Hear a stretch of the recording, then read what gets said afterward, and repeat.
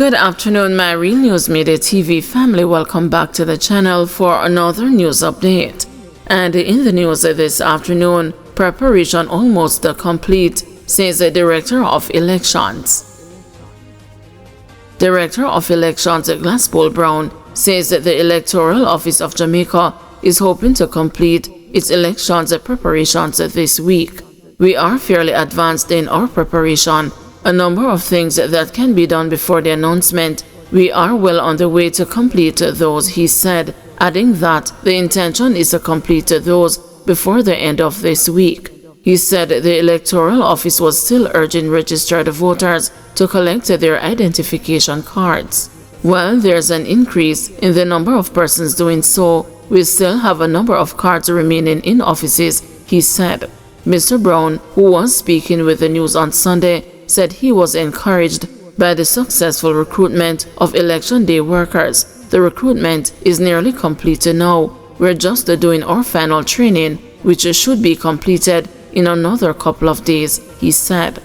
Well, our preparation continues. We are fairly advanced in our preparation. Certainly the number of things that can be done before the announcement, we are well on the way to complete those. The intention is to complete those activities before the end of this week. The major challenge that we continue to face is persons, despite our appeal for persons to come and pick up their ID cards from our offices, while there's an increase in the number of persons doing so, we still have a number of cards remaining in offices.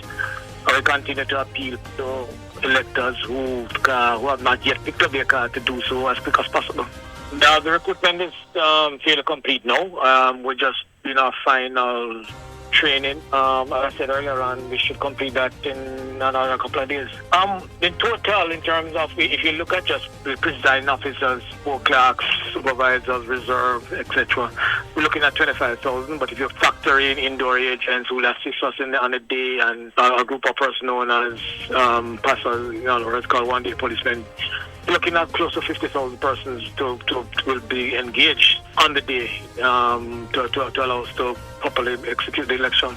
We are fairly advanced in our preparation. As I said earlier on, there are a number of things that need to be done, and those cannot be done until the announcement of the election is made.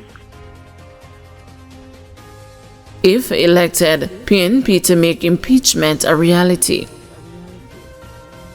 President of the People's National Party, Marco Golding, has indicated that his political party is not letting go of a failed attempt to introduce a modified private members bill to facilitate the impeachment of members of parliament for certain offenses. In fact, Golding, who introduced the bill entitled the Constitution Amendment Impeachment Act 2021, has said that if the PNP is given the chance to form the next government, we're going to come with impeachment. I brought the impeachment bill back to Parliament with some modifications 3 years ago, and the government has done nothing with it, and we can't pass it because we are in the minority in the Parliament. They have done nothing about it, even though it was a manifesto promise from 2016 of Andrew Holness, argued Golding, who was addressing a PNP Westmoreland parish meeting in Independence Park in Savannah Lamar on Saturday. I dusted it off and they set it up a little differently, friendly, so it would cover a wider range of terrible acts, he added. Minister of Legal and Constitutional Affairs Marlene Malahou Fort, in her contribution to the sectorial debate in 2021, argued that after lengthy deliberations, the committee reviewing Jamaica's constitution proposed that there should be no inclusion of an impeachment process in the new local constitution. Golding on Saturday pointed to an incident 4 years ago in which a man was seen in a video that went viral hitting a woman with a stool as his motivation for putting forward the bill. Sitting Member of Parliament for Westmoreland Central, George Wright, became embroiled in that controversy. I couldn't believe my eyes that a Member of Parliament would behave like that, and they, the Jamaica Labour Party, did nothing about it. The man sat in Parliament, he received no sanction from Parliament, and now they are going to run him as a candidate in this constituency. Big disrespect to women of Central Westmoreland. Big disrespect to women of Jamaica, stated Golding. That is why we must have an impeachment procedure so that we can address those types of issues where the parliamentarians and the public officials behave in a way that brings their office into disrepute. There must be something that can be done to sanction them, added the PNP leader. On the other hand, Wright, who is said to be well loved in the constituency, has neither confirmed nor denied allegations that suggested he was the perpetrator in the video. Wright has since married the woman who was also alleged to be in the viral video. Days after the video started circulating on social media, the police closed their probe into the matter as a result of the unwillingness of the parties involved and the potential witnesses to participate in the investigation, as well as the poor quality of the video alleged to have captured the incident. A similar recommendation was first made by the Stone Committee, which was chaired by the late sociologist Professor Carl Stone in 1992. Then, in 2011, Justice Minister Delroy Chuck introduced a bill in Parliament for the impeachment of public officials who misuse their office. However, a change in administration followed and the bill fell off the agenda. Knockout drug jitters, public health expert vows to probe devil's breath reports. Jamaicans are being urged to remain alert amid claims that a dangerous substance known as a devil's breath is being used by criminals to quickly incapacitate victims, leaving them vulnerable to crimes such as sexual assault and robbery.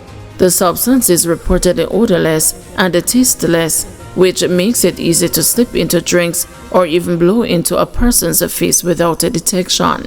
Last week, a phone technician issued a chilling warning on social media, alleging that the mysterious substance was being used to target women through their mobile devices.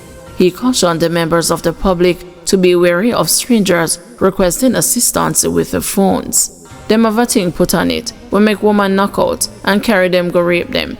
We don't know what them have or where them get it, he said. While the story may sound far-fetched, public health expert and academic researcher Dr. Paul Andrew Bourne says it is not outside the realm of possibility. You need to understand fully well that this is possible and concerning. Look at your skin. There are hairs inside your skin. If you are walking or jogging, your pores are open. So if anything gets on your skin, when your pores are open, it can seep through, he explained. Bourne, known for his expertise in quantitative research and public health, noted that while he has never personally encountered a case in which someone was paralyzed by touching a phone, he is aware of similar reports from the United States. I think it happened to about 2 or 3 persons in the States. They were touched and they didn't know where they were after. They found themselves somewhere else hours later. But you're talking about 3 cases out of 300 million people, he said.